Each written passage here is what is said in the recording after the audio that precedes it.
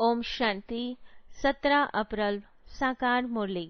मीठे बच्चे, तुम सवेरे अमीर बनते हो, शाम को फकीर बनते हो।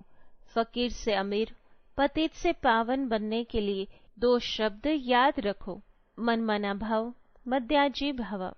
प्रश्न, कर्म बंधन से मुक्त होने की युक्ति क्या है? उत्तर, पहला, याद की यात्रा तथा ज्ञान का सिमरण। दूसरा, एक के साथ सर्व संबंध रहे, अन्य कोई में भी बुद्धि न जाए। तीसरा, जो सर्वशक्तिवान बैटरी है, उस बैटरी से योग लगा हुआ हो, अपने ऊपर पूरा ध्यान हो, देवी गुणों के पंख लगे हुए हो, तो कर्म बंधन से मुक्त होते जाएंगे। ओम शांति। बाप ने बैठ समझाया है, यह है भारत के लिए कहानी। क्या कहानी है? सुबह को अमीर है, शाम को फकीर है। इस पर एक कहानी है। सुबह को अमीर था, ये बातें तुम जब अमीर हो तब नहीं सुनते हो। फकीर और अमीर की बातें तुम बच्चे संगम युग पर ही सुनते हो। यह दिल में धारण करना है। बरोबर भक्ति फकीर बनाती है, ज्ञान अमीर बनाता है। दिन और रात भी बेहद का है। फकीर और अमीर भी बेहद की बात है, और बनाने वाला भी बेहद का बाप है। सभी पतित आत्माओं के लिए एक ही बैटरी है, पावन बनाने की। ऐसे ऐसे टोटके याद रखो तो भी खुशी में रहेंगे। बाप कहते हैं, बच्चे तुम सवेरे अमीर बन जाते हो, फिर शाम को फकीर बन जाते हो। कैसे बनते हो यह भी बाप समझाते हैं। फिर पतित से पावन, फकीर से अमीर बनने की युक्ति भी बाप ही बतलाते हैं। मन मना भव, मद्याजी भव, यही 2 युक्तियां हैं। यह भी बच्चे जानते हैं, यह पुरुषोत्तम संगम युग है। तुम जो भी यहाँ बैठे हो, गारंटी है तुम स्वर्ग के अमीर जरूर बनेंगे, नंबरवार पुरुषार्थ अनुसार। स्कूल में भी ऐसे होता है, नंबरवार क्लास ट्रांसफर होता है। इम्तिहान पूरा होता है तो फिर नंबरवार जाकर बैठते हैं। वह है हद की बात, यह है बेहद की बात। नंबरवार रुद्रमाला में जाते हैं। माला अथवा झाड़, बीज तो झाड़ का ही है। परमात्मा फिर मनुष्य सृष्टि का बीज है। यह बच्चे जानते हैं कि झाड़ वृद्धि को कैसे पाता है, पुराना कैसे होता है। आगे यह तुम नहीं जानते थे, बाप ने आकर समझाया है। अभी यह है पुरुषोत्तम संगम युग। अभी तुम बच्चों को पुरुषार्थ करना है, देवी गुण के पंख भी धारण करने हैं। अपने ऊपर पूरा ध्यान देना है। याद की यात्रा से ही तुम पावन बनेंगे, और कोई उपाय नहीं। बाप जो सर्वशक्तिवान बैटरी है, उनसे पूरा योग लगाना है। उनकी बैटरी कभी ढीली नहीं होती। वह सतो रजो तमो में नहीं आते, क्योंकि उनकी सदा कर्मातीत अवस्था है। तुम बच्चे कर्म बंधन में आते हो। कितने कड़े बंधन हैं। इन कर्म बंधनों से मुक्त होने का एक ही उपाय है, याद की यात्रा। इसके सिवाय और कोई उपाय नहीं। जैसे यह ज्ञान है, यह भी हड्डियां नर्म करता है, यूं तो भक्ति भी नर्म बनाती है। कहेंगे यह बेचारा भक्त आदमी है, इनमें ठगी आदि कुछ भी नहीं है, परंतु भक्तों में ठगी भी होती है। बाबा अनुभवी है। आत्मा शरीर द्वारा दंडादोरी करती है, तो इस जन्म का भी सब कुछ स्मृति में आता है। 4-5 वर्ष की आयु से अपनी जीवन कहानी याद रहनी चाहिए। कोई 10-20 वर्ष की बात भी भूल जाते हैं। जन्म जन्मांतर का नाम रूप तो याद नहीं रह सकता। एक जन्म का तो कुछ बता सकते हैं, फोटो आदि रखते हैं। दूसरे जन्म का तो पता नहीं रह सकता। हर एक आत्मा भिन्न नाम रूप देश काल में पाठ बजाती है। नाम रूप सब बदलता रहता है। यह तो बुद्धि में है कैसे आत्मा एक शरीर छोड़ फिर दूसरा लेती है। जरूर 84 जन्म, 84 नाम, 84 बाप बने होंगे। अंत में फिर तमो प्रधान संबंध हो जाता है। इस समय जितने संबंध होते हैं उतने कभी नहीं होते हैं। कलयुगी संबंधों को बंधन ही समझना चाहिए। कितने बच्चे होते हैं, फिर शादी करते हैं, फिर बच्चे पैदा करते हैं। इस समय सबसे जास्ती बंधन है चाचे, मामे, काके का। जितने जास्ती संबंध उतने जास्ती बंधन। अखबार में पढ़ा 5 बच्चे इकट्ठे जन्मे, पांचों ही तंदुरुस्त हैं। हिसाब करो कितने ढेर संबंध बन जाते हैं। इस समय तुम्हारा संबंध सबसे छोटा है। सिर्फ एक बाप से सर्व संबंध है। दूसरा कोई से भी तुम्हारा बुद्धियोग नहीं है सिवाय एक के। सतयुग में फिर इससे जास्ती है। हीरे जैसा जन्म तुम्हारा अभी है। हाईएस्ट बाप बच्चों को हाईएस्ट करते हैं। जीते जी गोद में जाना वर्षा पाने के लिए, सो अभी ही होता है। तुम ऐसे बाप की गोद में आए हो जिससे तुमको वर्षा मिलता है। तुम ब्राह्मणों से ऊंच कोई है नहीं। सबका योग एक के साथ है। तुम्हारा आपस में भी कोई संबंध नहीं। बहन भाई का संबंध भी गिरा देता है। संबंध एक से होना चाहिए। यह है नई बात। पवित्र होकर वापस जाना है। ऐसे ऐसे विचार सागर मंथन करने से तुम बहुत रौनक में आएंगे। सतयुगी रौनक और कलयुगी रौनक में रात दिन का फर्क है। भक्ति मार्ग के समय है ही रावण का राज्य। पिछाड़ी के साइंस का घमंड भी कितना होता है। जैसे सतयुग से भेंट करते हैं। एक बच्ची ने समाचार लिखा कि हमने प्रश्न पूछा कि स्वर्ग में हो या नरक में हो, तो 4-5 ने कहा हम स्वर्ग में हैं। बुद्धि में रात दिन का फर्क पड़ जाता है। कोई समझते हैं हम तो नरक में हैं, फिर उनको समझाना पड़ता है कि स्वर्गवासी बनने चाहते हो, स्वर्ग कौन स्थापन करते हैं। यह बहुत मीठी मीठी बातें हैं, तुम नोट करते हो, परंतु वह कॉपी में ही नोट्स रह जाते हैं, समय पर याद नहीं आते।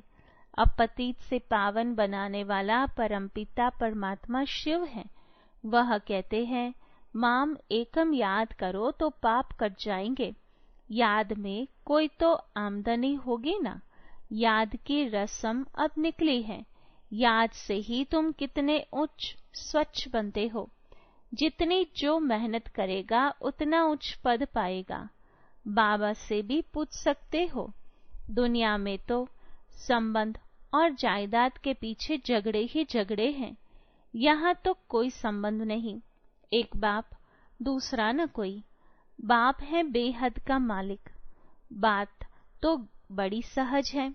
उस तरफ है स्वर्ग और इस तरफ है नर्क। नर्कवासी अच्छे या स्वर्गवासी अच्छे? जो सयाने होंगे वह तो कहेंगे स्वर्गवासी अच्छे। कोई तो कह देते हैं नर्कवासी और स्वर्गवासी। इन बातों से हमें कोई मतलब नहीं, क्योंकि बाप को नहीं जानते। कोई फिर बाप की गोद से निकल माया की गोद में चले जाते हैं। वंडर है ना। बाप भी वंडरफुल तो ज्ञान भी वंडरफुल, सब वंडरफुल। इन वंडर्स को समझने वाला भी ऐसा चाहिए जिसकी बुद्धि इस वंडर में ही लगी रहे। रावण तो वंडर नहीं है, न उनकी रचना वंडर है। रात दिन का फर्क है। शास्त्रों में लिख दिया है। काली दह में गया, सर्प ने डसा, काला हो गया।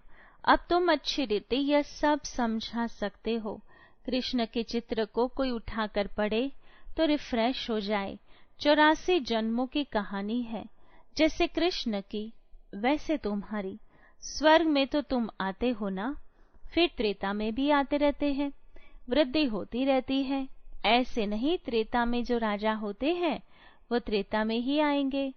पढ़े के आगे अनपढ़े को भरी ढोनी पड़ेगी। ये ड्रामा का राज बाबा ही जान सकते हैं। अब तुम जानते हो। तुम्हारे मित्र संबंधी आदि सब नरकवासी हैं।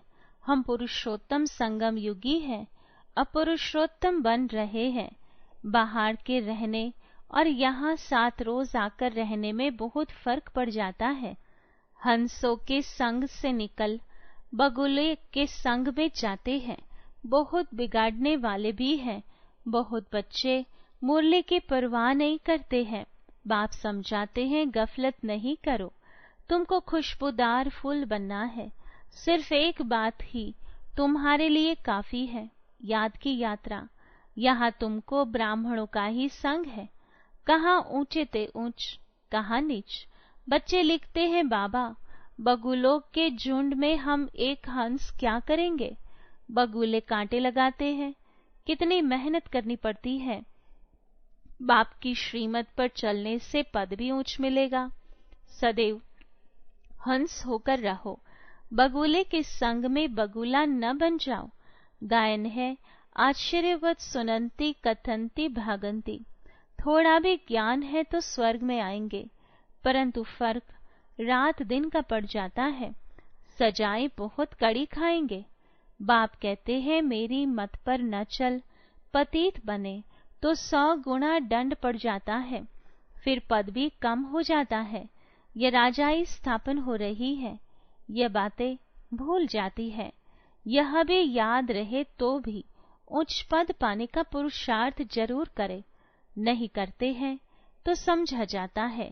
एक कान से सुन दूसरे से निकाल देते हैं। बाप से योग नहीं।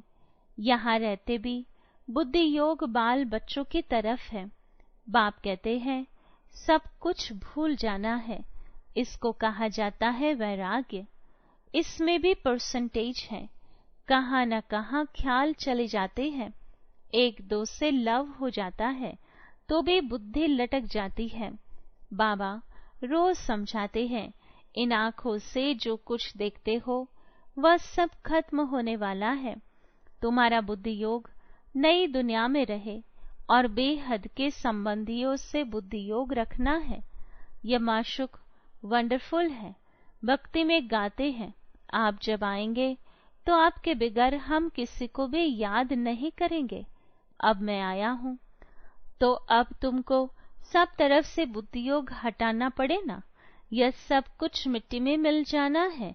तुम्हारा जैसे मिट्टी के साथ बुद्धि योग है, मेरे साथ बुद्धि योग होगा तो मालिक बन जाएंगे।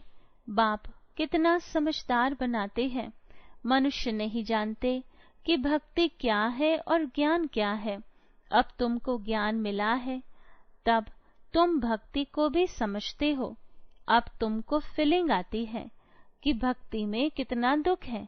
मनुष्य भक्ति करते हैं, अपने को बहुत सुखी समझते हैं, फिर भी कहते हैं भगवान आकर फल देंगे। किसको और कैसे फल देंगे, वह कुछ भी नहीं समझते। अब तुम जानते हो बाप भक्ति का फल देने आए हैं। विश्व की राजधानी का फल जिस बाप से मिलता है, वह बाप जो डायरेक्शन देते हैं उस पर चलना पड़े।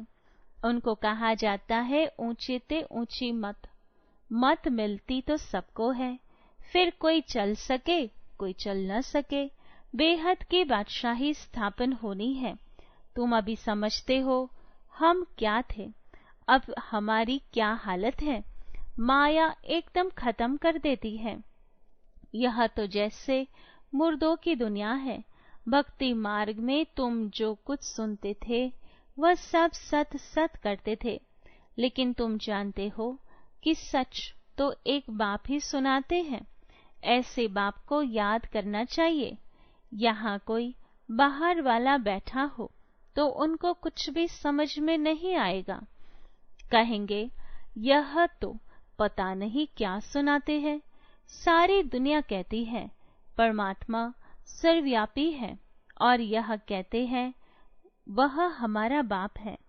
कांध से नाना करते रहेंगे, तुम्हारे अंदर से हाँ हाँ निकलती रहेगी। इसलिए नए कोई को अलाउ नहीं किया जाता है। अच्छा, मीठे मीठे सिकेलदे बच्चों प्रति माता पिता बाप दादा का याद प्यार और गुड मॉर्निंग। रूहानी बाप की रूहानी बच्चों को नमस्ते। रूहानी बच्चों की रूहानी बाबा को याद प्यार, गुड मॉर्निंग और नमस्ते। धारणा के लिए मुख्य सार। पहली पॉइंट, खुशबूदार फूल बनने के लिए संग की बहुत संभाल करनी है। हंसों का संग करना है, हंस होकर रहना है। मुरली में कभी बेपरवाह नहीं बनना है, गफलत नहीं करनी है। दूसरा नंबर, कर्म बंधन से मुक्त होने के लिए संगम युग पर अपने सर्व संबंध एक बाप से रखने हैं। आपस में कोई संबंध नहीं रखना है। किसी हद के संबंध में लव रख बुद्धि योग लटकाना नहीं है, एक को ही याद करना है। वरदान, साक्षी स्थिति में स्थित हो, परिस्थितियों के खेल को देखने वाले संतोषी आत्मा भव। विस्तार है, कैसी भी हिलाने वाली परिस्थिति हो, लेकिन साक्षी स्थिति में स्थित हो जाओ तो अनुभव करेंगे जैसे पपेट शो, कठपुतली का खेल है, रियल नहीं है। अपनी शान में रहते हुए खेल को देखो। संगम युग का श्रेष्ठ शान है संतुष्ट मणि बनना व संतोषी होकर रहना। इस शान में रहने वाली आत्मा परेशान नहीं हो सकती। संगम युग पर बाप दादा की विशेष देन संतुष्टता है। स्लोगन, ऐसे खुशनुमा बनो जो मन की खुशी सूरत से स्पष्ट दिखाई दे। ओम शांति।